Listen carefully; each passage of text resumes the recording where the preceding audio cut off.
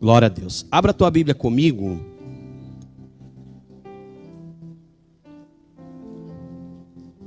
Eu quero que você abra, e você abra no texto que eu vou te falar aqui, e depois você me acompanha nos outros, tá bom? Por causa do horário, eu vou tentar correr aqui para não te liberar muito tarde, tá bom? O Alex vai me ajudar bastante aí. Mateus, nós vamos ler Mateus capítulo 13, do versículo 31 ao 32. Depois nós vamos ler Mateus 17, 19 ao 21 e Lucas 17, 6. Então vamos lá, primeiro para Mateus 13, 31 e 32. Todo mundo achou? Amém? Amém? Então vamos ler, diz assim, ó. E contou-lhes outra parábola. O reino de Deus é como um grão de mostarda que um homem plantou em seu campo. Diga, como um grão de mostarda. Aí o 32 diz assim: embora seja a menor entre todas as sementes, quando cresce, torna-se uma das maiores plantas e atinge a altura de uma árvore, de modo que as aves do céu vêm a fazer os seus ninhos em seus ramos. Agora mais para frente, Mateus 17, do 19 ao 21.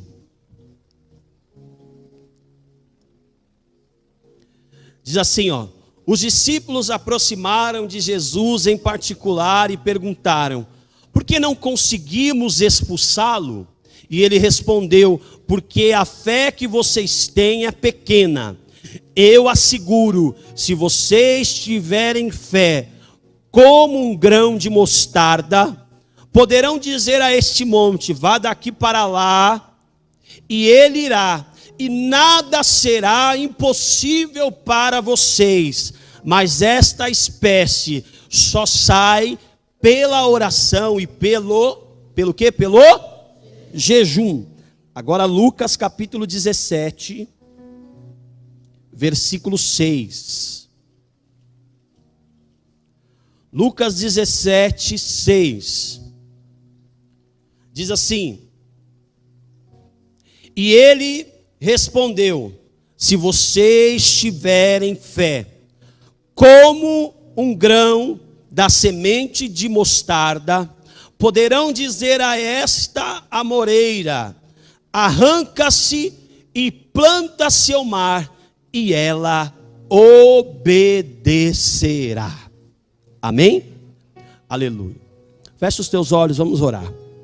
Pai, nós queremos te agradecer por esta palavra. Pedimos que o Senhor fale conosco. Nós estamos começando uma campanha nesta noite, onde teremos 3 semanas aprendendo com Jesus, para recebermos um avivamento dentro do nosso interior.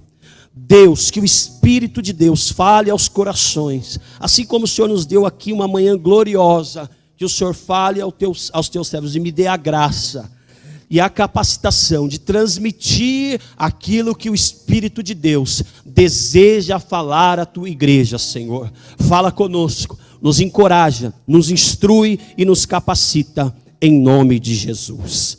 Amém? Glória a Deus. Se você pode, dê uma salva de palmas para Jesus.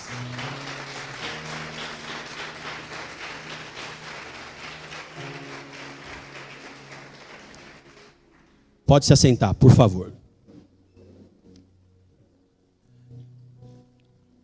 Vamos entender algumas coisas aqui.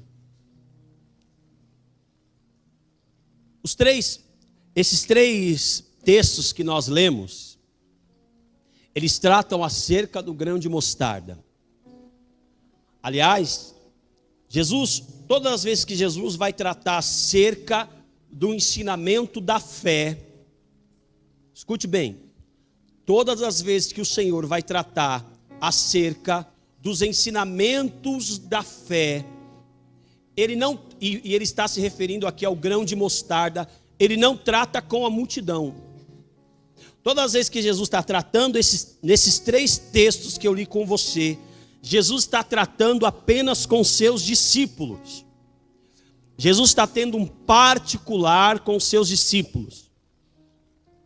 E o texto diz que ele se refere algumas vezes relacionando a fé ao grão de mostarda. Embora algumas versões dizem assim, do tamanho do grão de mostarda, mas a maneira correta de se compreender aquilo que Jesus quer nos ensinar e quer ensinar aos seus discípulos, é entendendo aquilo que o texto diz, como um grão de mostarda. Diga como. Diga não do tamanho, mas diga como o grão. Amém? Agora, eu quero tratar aqui algumas coisas para você entender. Por que Jesus ele trata da fé e ele faz um comparativo da fé com um grão de mostarda? Alex, você está aí, filho? Está aí?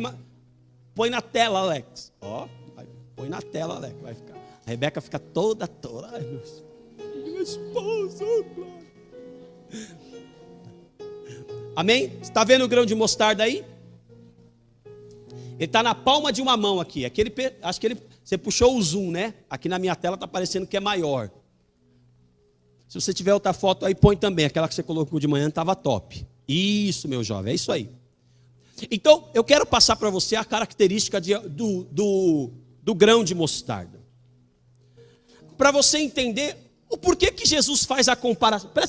Igreja, foca aqui no que eu estou dizendo para você e raciocina comigo. Por que Jesus, ele faz um comparativo para os discípulos, nem para a multidão, acerca da fé, e ele faz um comparativo, ele traz ali uma parábola, ele traz um ensinamento, uma doutrina, trazendo a fé, assimilando a fé ao grão de mostarda. E aí eu quero compartilhar algumas características do grão de mostarda para você entender, depois nós vamos mergulhar aqui no texto. Primeiro, preste atenção, o grão de mostarda é o menor de todas as sementes que existe. É o menor. Quantos centímetros o grão de mostarda tem? Ele não tem nem centímetro, ele tem 2 milímetros. Sabe o que é 2 milímetros? Aqueles 2 pontinhos da régua, sabe? Esse é o grão de mostarda. Então Jesus está dizendo para os discípulos, se vocês tiverem fé, não do tamanho do grão de mostarda, mas como o grão de mostarda. Porque eu até entendo que existem pessoas que começam a sua caminhada cristã e começam a sua fé, talvez uma fé pequena como o grão de mostarda. Mas a nossa fé precisa evoluir. A nossa fé precisa crescer. A nossa fé precisa aumentar.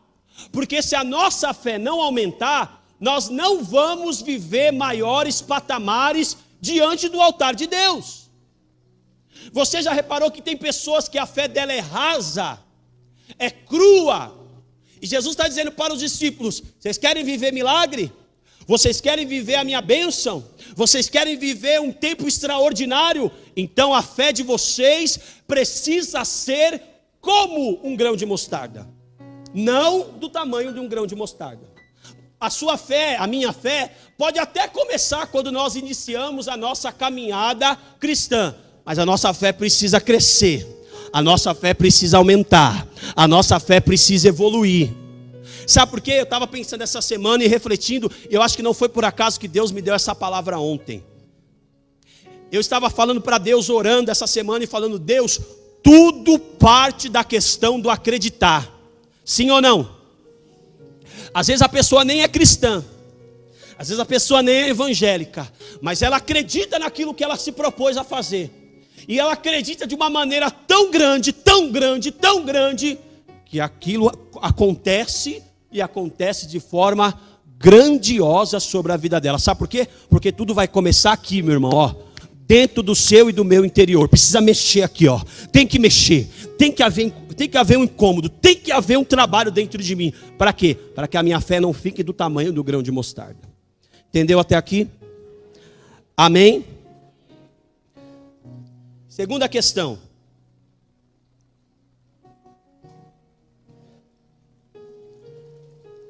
para a semente se multiplicar, é necessário semear.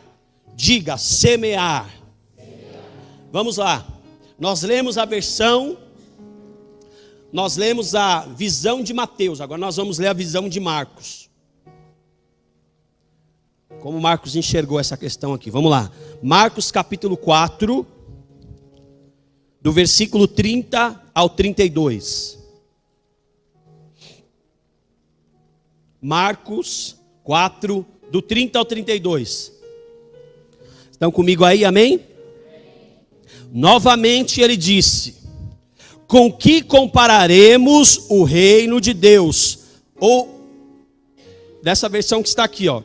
E disse mais: ao que assemelharemos o reino de Deus?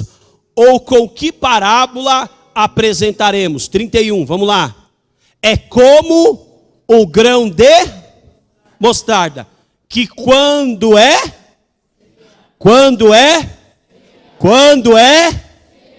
olha que coisa interessante, é o menor de todas as sementes sobre a terra, mas uma vez semeada cresce e se torna maior do que todas as árvores e deita grandes ramos, ao ponto de as aves dos céus poderem aninhar-se à sua sombra.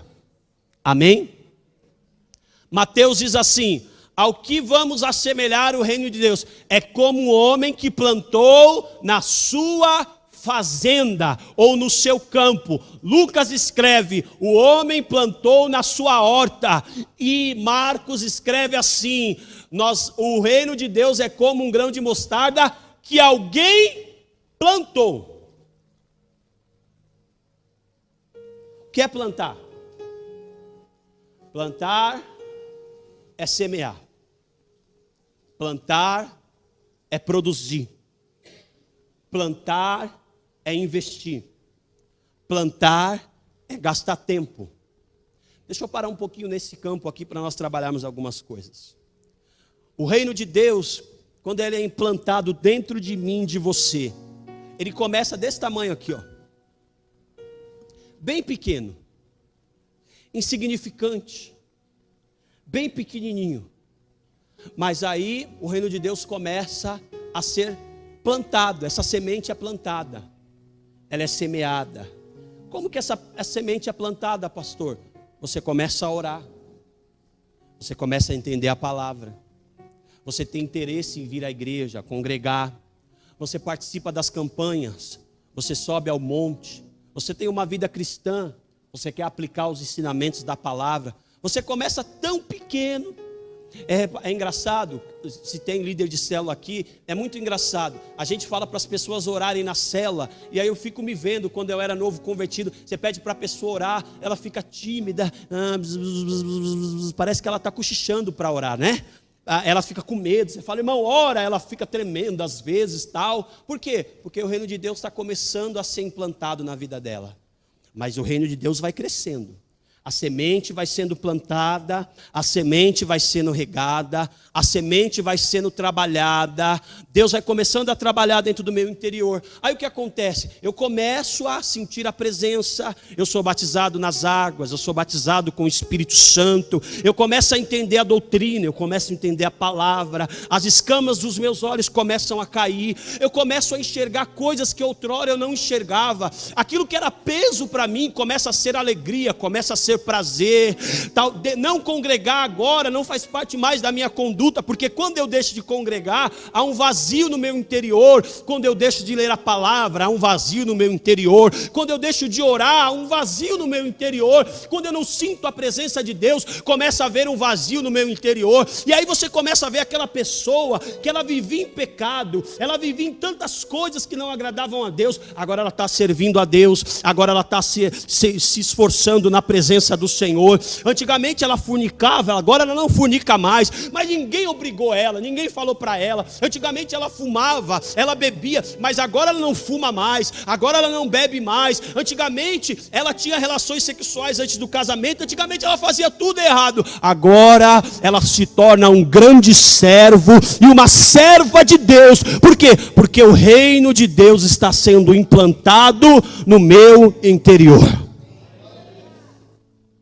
E quando o reino de Deus ele é implantado dentro de mim, ele começa pequeno, mas quando ele é semeado, ele cresce e ele começa a dar muito fruto para a glória de Deus. Você está entendendo? Você está entendendo por quê? Porque você está entendendo o sentido da conversão, querido? Sim ou não?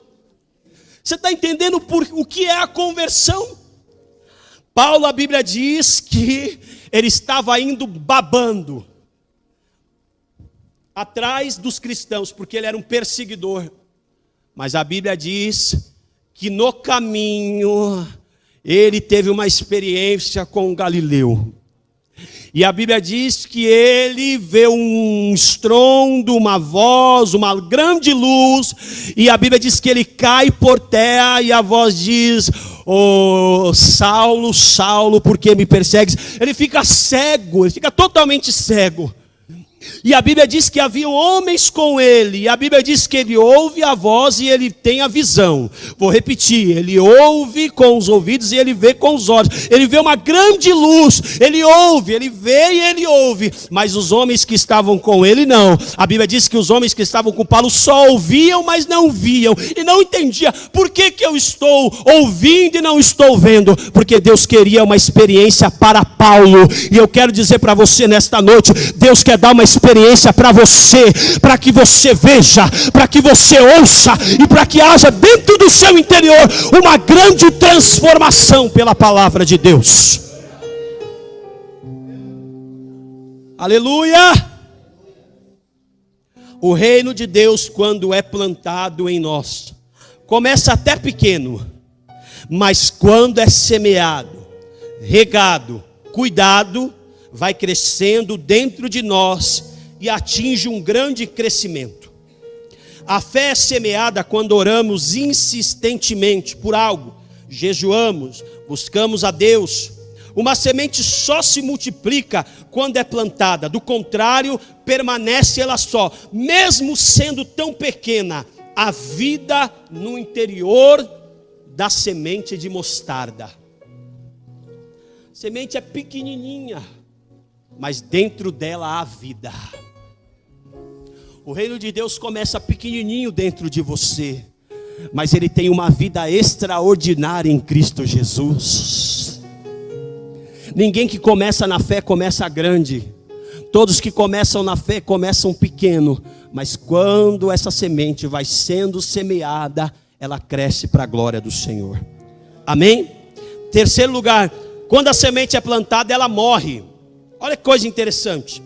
Se você plantar uma semente de mostarda e após alguns dias desenterrá-la, encontrará uma semente podre.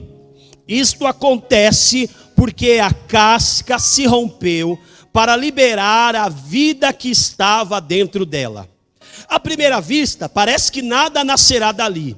Mas se continuarmos regando, veremos dentro de algum tempo um pequeno broto desabrochar até desabrochar. E esse é apenas o início do crescimento. Com a fé, devemos fazer o mesmo. Não podemos desistir de orar e batalhar espiritualmente, mesmo que pareça que nada irá acontecer. Ou seja, quando você planta o grão de mostarda, você planta e você vai semeando. Qual que é a consequência desse grão? Ele vai apodrecer e morrer. Assim é o crente, irmão. Porque quando o crente, ele realmente é alcançado por Deus, ele apodrece para o mundo. Ele morre para o mundo. E quando você se batizou, o que as pessoas ensinaram você? Que você ia morrer para o... E você ia nascer para quem? Para Cristo. Então, o batismo, ele representa o morrer para o mundo e nascer para Cristo. Assim é o mesmo efeito do grão de mostarda. Em último lugar, o que eu quero dizer para você, uma semente de mostarda, amém? Uma semente de mostarda que tem cerca de 2 milímetros de diâmetro, se transforma em uma árvore frondosa com mais de 3 metros, podendo chegar a 5 metros. Isso que mais me fascina nesse estudo. Aleluia. Quem está aí no som? Diminui essa luz aqui para mim, porque eu não estou enxergando nada. Daqui a pouco vai me dar nome de Jesus. Isso, meu filho. Que aí eu consigo pregar bem. Escute. O grão de mostarda, ele tem uma semente de 2 milímetros.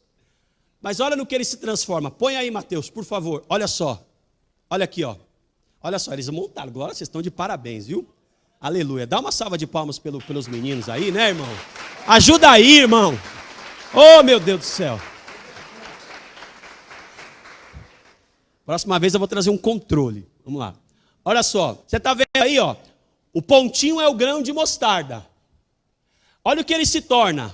Numa grande... Está vendo a árvore aí? Olha só o que esse pontinho se transformou. Assim é a nossa fé, meu querido. Assim é a obra de Deus dentro de nós. Assim é o reino de Deus dentro de nós. Começa pequeno, começa insignificante. Você vem para a igreja, você começa a congregar, é luta, é problema, é dificuldade, mas você vai perseverando, e ele começa a crescer, ele vira essa grande árvore aí. Robusta, cheia de vida, amém? Porque é isso que Deus tem para nós aqui nesta noite, em nome de Jesus. Agora vamos ao texto. Lucas capítulo 17, versículo 1, vamos lá.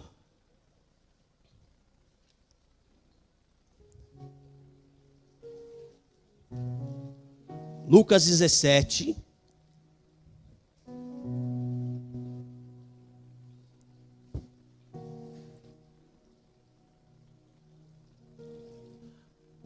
Acompanhe na televisão, vamos lá. Disse Jesus, agora você vai entender por que eu li o versículo. Nós vamos entender por que Jesus está tratando acerca do grão de mostarda. Eu queria que você entendesse primeiro o que o grão de mostarda representa. E agora você vai entender por que Jesus primeiro trabalha, eu já falei em Marcos acerca do reino de Deus. Agora eu vou falar acerca de Lucas, para você entender o porquê que Jesus diz para eles: se vocês tiverem fé como um grão de mostarda. Diz assim, ó. Disse Jesus aos seus discípulos: é inevitável que venha mas ai do homem pelo qual eles vêm. Então Jesus está dizendo assim: olha, o escândalo é inevitável, alguém vai tropeçar, ou talvez muitos vão tropeçar, mas ai daquele que fizer alguém tropeçar. Aí diz assim, vamos lá: melhor que fora e se pendurasse ao pescoço uma pedra de moinho e fosse atirado ao mar, do que fazer tropeçar um destes pequeninos. Aí olha o que Jesus diz: acautelai-vos, ou está dizendo aqui, cuidado. Se o teu irmão pecar contra ti, repreende-o. Se ele se arrepender, faça o quê? Perdoa-lhe.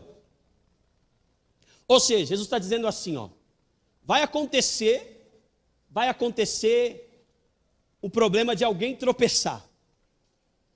Mas se o teu irmão pecar contra ti e se arrepender, Jesus está dizendo assim, se o irmão pecar e se arrepender, porque tem gente que é ruim, tem um sangue ruim, errou, eu não vou falar a palavra aqui, mas fez um monte, de bobagem, para você entender o português, pisa fora da bacia e não tem coragem de se arrepender e dizer assim: eu me arrependi, me perdoe.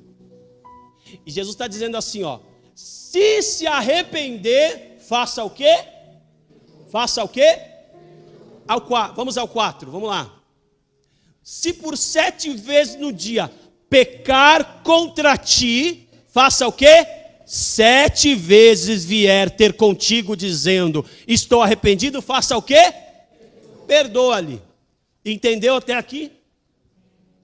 Sabe qual é esse texto aí da versão de Lucas? É a versão de Mateus que diz que nós temos que perdoar 70 vezes 7 ao dia. Agora, Jesus está... Lembra que eu falei para vocês que Jesus estava doutrinando quem? Os apóstolos. Amém? Os discípulos. Jesus está dizendo para os discípulos assim, olha, se o irmão pecar, perdoa-lhes. Se ele se arrepender, perdoa-lhes.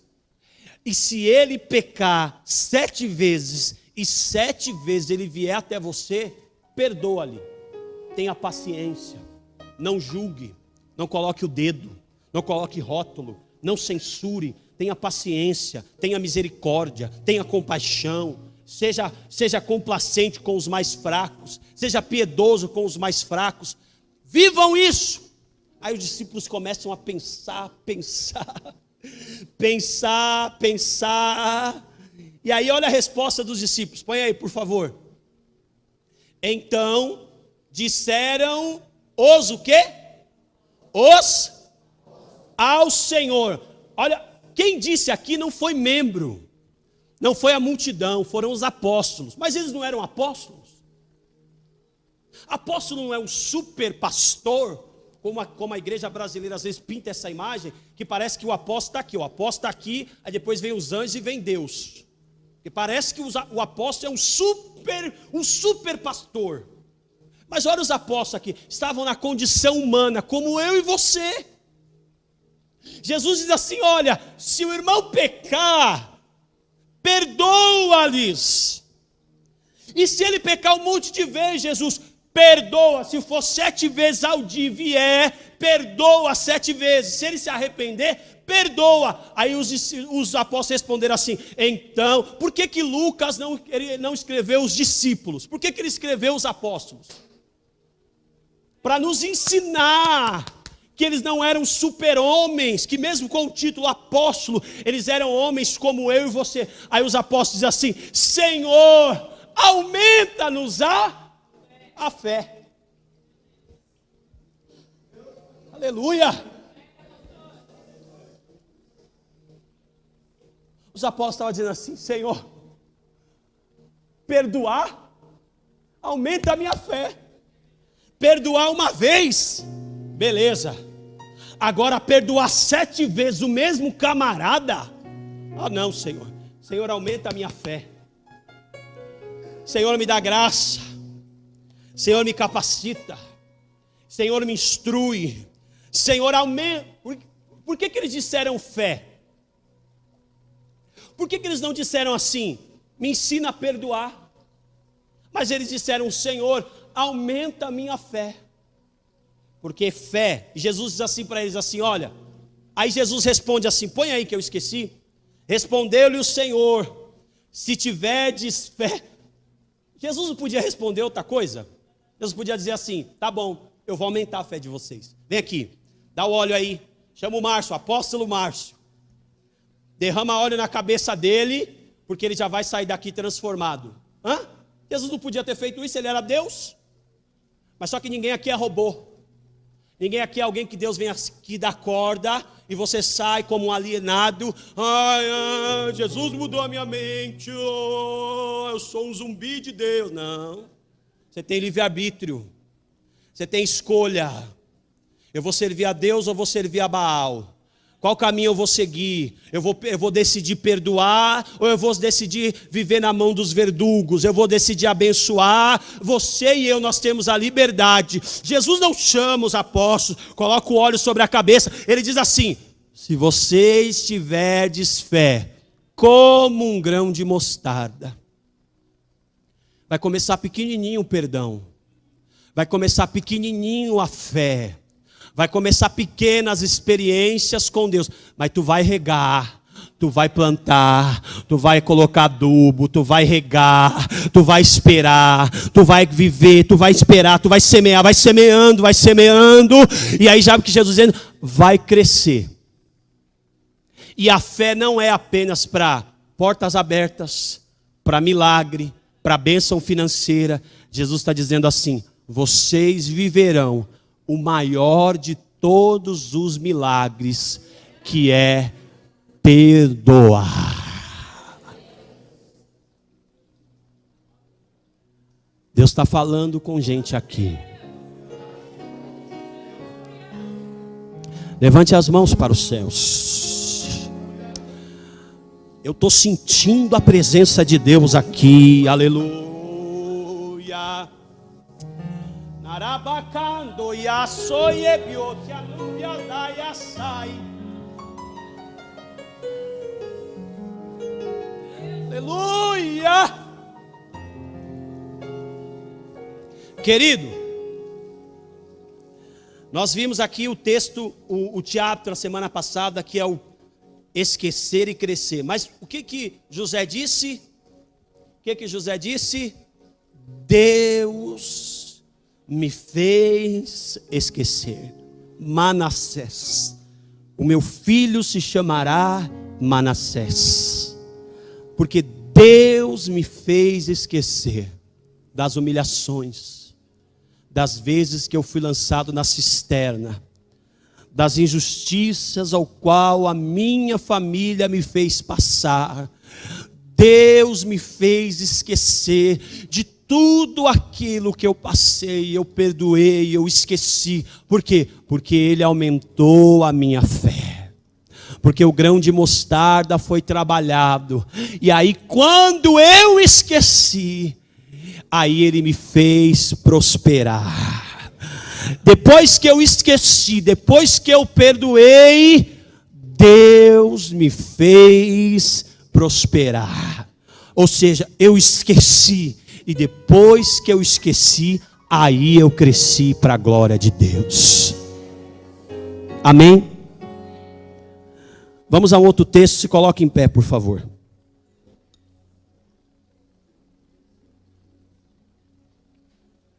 Aleluia. Coloca para mim, por favor. Marcos capítulo 9. Não precisa você abrir Bíblia, para a gente não estourar, tá bom? Eu vou ler para você, porque você precisa entender o contexto. Senão não vai ficar legal o que eu tenho para falar para você aqui. Diz assim, ó. Marcos capítulo 9, versículo 14. Quando chegaram onde estava, os outros discípulos viram uma grande multidão ao redor deles e os mestres da lei discutindo com eles. Logo, todo o povo viu Jesus e ficou muito surpreso e correu para saudá-lo. Perguntou Jesus: o que vocês estão discutindo? Olha que coisa interessante. Um homem no meio da multidão respondeu: mestre, eu te trouxe o meu filho que está com o espírito que o impede de falar.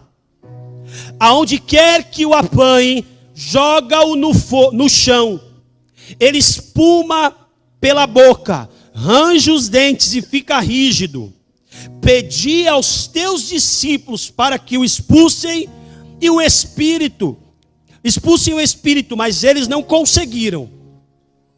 Aí Jesus diz assim, ó, respondeu-lhe Jesus: ó geração incrédula, até quando estarei com vocês e até quando terei de suportá-los? Tragam o menino. Então eles o trouxeram.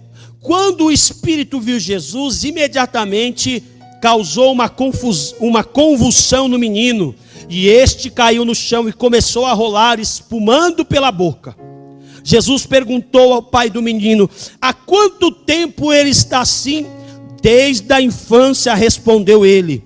Muitas vezes esse espírito tem lançado no fogo e na água para matá-lo. Mas se podes fazer alguma coisa, tem compaixão de nós, ajuda-me. Olha a resposta de Jesus, versículo 23. Se podes, disse Jesus, tudo é possível àquele que está entendendo até aqui? Os discípulos tentaram expulsar o demônio do garoto e não conseguiram. Na versão, nós lemos a versão de de Mateus, eu li para vocês a versão de Mateus, no capítulo 17, do versículo 19 ao versículo 21. A versão de Mateus, Mateus escreve o seguinte: Lucas está narrando o detalhe do texto. Mateus dá uma resumida, mas uma das resumidas que ele dá, ele coloca a frase que Lucas não coloca. Porque quando Jesus vai se referir aos discípulos dizendo assim: vocês, raça incrédula, até quando eu estarei convosco que vocês não crerão? E aí os discípulos perguntam para Jesus assim: Senhor, por que nós não conseguimos expulsar? Nós lemos aqui no começo, quando nós abrimos a palavra para ler. Aí Jesus diz assim: se vocês tiverdes fé como um grão de mostarda. Porque até então os discípulos não haviam conseguido expulsar o demônio do garoto e não haviam entendido. E aí na versão de Lucas está acontecendo um rebuliço. Jesus chega próximo, o pai do menino sai lá do meio dizendo: Senhor, o meu filho está horrivelmente doente, lunático, ele espuma, ele é lançado no fogo, esse demônio tenta matá-lo de todas as maneiras. Eu pedi para os teus discípulos expulsarem e eles não conseguiram. Aleluia. Aí o pai do menino diz assim: Senhor, se tu podes fazer alguma coisa, socorre o meu filho. Aí Jesus diz assim: se podes, tudo é possível ao que crê. Aí, olha o 24. Imediatamente o pai do menino exclamou com lágrimas: eu creio, ajuda-me na minha falta de fé. Sabe onde eu quero chegar aqui nessa mensagem para você? Tanto o pai do garoto, quanto os apóstolos, tanto um quanto o outro, não tinha uma fé suficiente. O pai do garoto estava tão desesperado, irmãos, e ele chega diante de Jesus, dizendo: Senhor, cura o meu filho. Jesus diz assim: tudo é possível ao que crê. Ele diz assim: eu creio, mas ajuda-me na minha pouca fé. Sabe o que eu quero dizer a você, com tudo isso que eu falei aqui nessa noite? É que tem hora, irmão, que a gente não tem fé. Essa fé triunfalista que muitos pregam, tem hora que você não tem ela. Sabe por quê? Porque tem hora que a doença é maior. Porque tem hora que o problema é maior. Porque tem hora que a situação que você passa é tão difícil que você olha e você diz: Senhor, como é que eu vou conseguir? Como que isso vai ser resolvido? Como é que eu vou viver um milagre nessa área? Tem hora que você não aguenta, tem hora que a sua fé não é suficiente. Porque os discípulos não conseguiram expulsar o demônio da criança, porque a sua fé não era suficiente. E eles eram apóstolos, já haviam recebido a ordenação. Eles não conseguiam perdoar suficiente. Por quê? Porque eles não tinham a fé suficiente para perdoar. Ou seja, tem hora, querido, que o desafio é tão grande que você diz assim: Senhor, como é que eu vou conseguir, Senhor? Como é que eu vou aguentar o tranco? Como é que a porta vai se abrir? Como é que Deus vai fazer esse milagre? Como é que eu vou vencer a enfermidade? Como é que eu vou vencer a luta? Como é que eu vou vencer o problema? Mas eu quero dizer para você nesta noite: Deus é poderoso para acrescentar na minha e na tua vida fé. Se você está aqui hoje, talvez você não tenha uma fé suficiente, você vai dizer: Senhor, acrescenta a minha fé, porque essa luta que eu estou passando, ela é muito dolorosa, ela é difícil, e Deus é poderoso para acrescentar a nossa fé. Aleluia. Querido, tem hora que o embate é terrível, sim ou não? Tem hora que o negócio é terrível, sim ou não? Tem hora que você não aguenta, irmão. Você fala, mano, vou jogar a toalha. Não aguento, não tem estrutura física, não tem estrutura psicológica, não tem estrutura mental, não tenho saúde para aguentar isso. Mas eu quero dizer para você, Deus é poderoso para te dar uma medida de fé nesta noite. Levante a mão para o céu. Aleluia. Oh, rabacandarabadaracaia sobra. Vamos adorar o Senhor. Aleluia.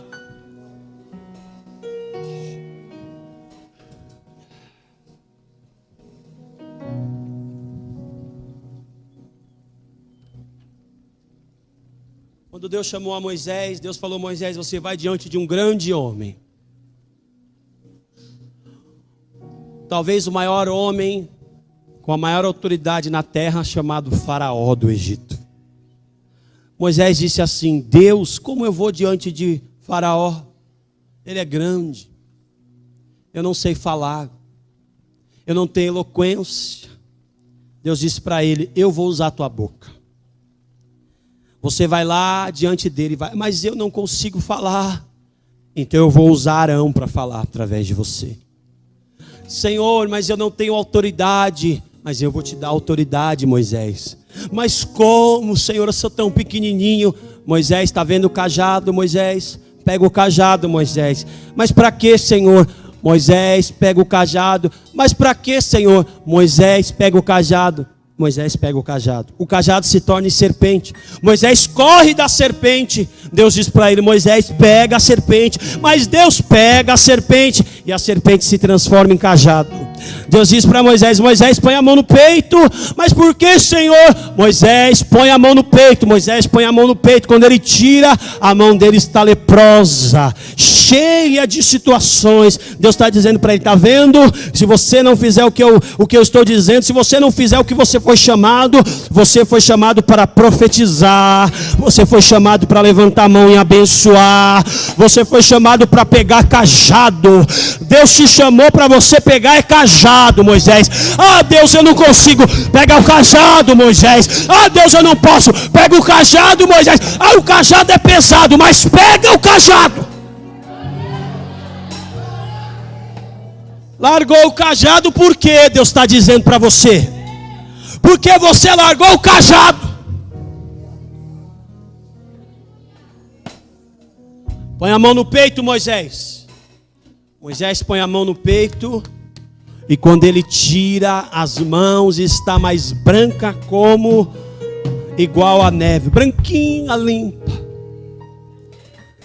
Deus está dizendo: o eu sou vai te enviar. Qual o teu nome, Senhor? E se perguntar o teu nome, Senhor, o que eu vou dizer? O eu sou te enviou, vai lá. Quem é o eu sou? O eu sou te enviou. Sabe por que deu? Aleluia. Aleluia. Se você não glorificar aqui, eu não prego mais, hein? Eu paro de pregar. Qual o teu nome? Vai lá e diga para Faraó, o grandão da terra: o eu sou me enviou. Mas como eu sou? Todo Deus no Egito tem nome. Como eu vou dizer? Sabe por que todo Deus no Egito precisava ter um nome? Porque na cultura egípcia, Faraó tinha autoridade para submeter uma divindade quando ele sabia o nome dela. Vou repetir para você entender. Na cultura egípcia, quando o Faraó sabia o nome de uma divindade, ele tinha autoridade para submeter aquela divindade. Aí Deus disse para Moisés: tu vai lá. Tu viu a serpente? Tu viu o cajado? Tu viu a mão? Tá vendo Arão? Agora tu vai lá e vai dizer o eu sou. Mas o eu sou por quê? Eu sou o que sou. Ninguém me nomeia, ninguém me sujeita. Ninguém me põe autoridade. Eu sou dono de tudo. Eu tenho autoridade. Eu sou rei, sou Senhor. Estou assentado no mais e sobre. Você vai lá e vai falar para Faraó. Mas esse Deus aí não tem nome. Não, eu sou. Aleluia. É Ele que vai acrescentar a nossa fé. Naramandaragaia sobra. Levanta a mão para o céu aí. Sinta a virtude do Espírito de Deus. Sinta a presença do Espírito Santo. Levanta a mão aí. A luta está travada. O problema está grande. Pede fé para Deus. Pede fé para Deus. Pede fé para Deus. Pede fé para Deus. Deus é poderoso para te dar. Deus é poderoso para acrescentar. Deus é poderoso para te ungir. Deus é poderoso para te adestrar. Aleluia. Vamos cantar um louvor aqui. E depois a gente termina com aquele lá, tá bom? De manhã. Então canta. Deixa Deus te usar.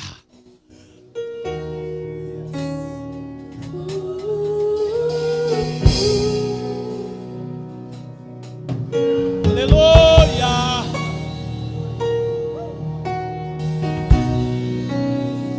Deus provê o fogo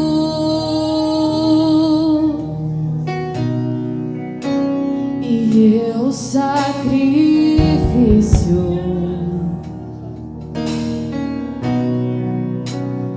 Deus provê o Espírito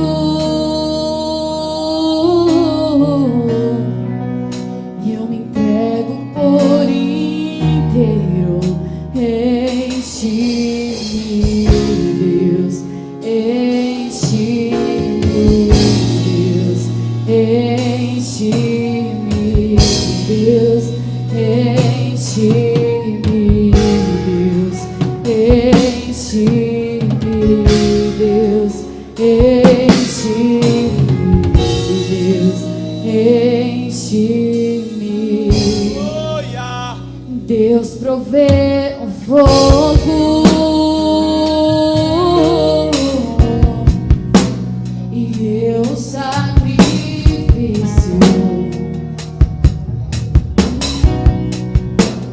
Deus provê o Espírito e eu me entrego por inteiro.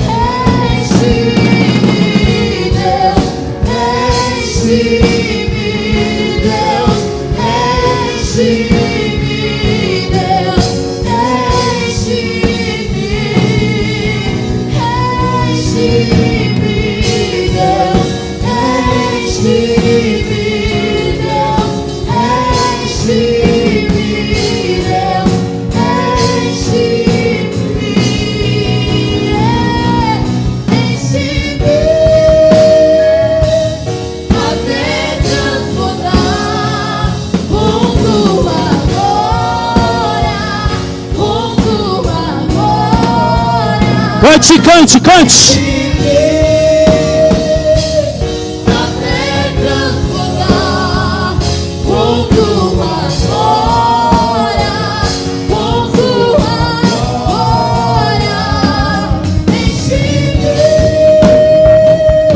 até transbordar com tua glória, com tua glória. Enche-me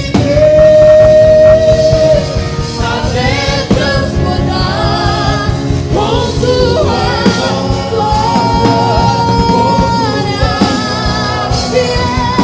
Enche-me, Deus, enche-me, Deus, enche-me, Deus, enche-me, oh, enche-me, Deus.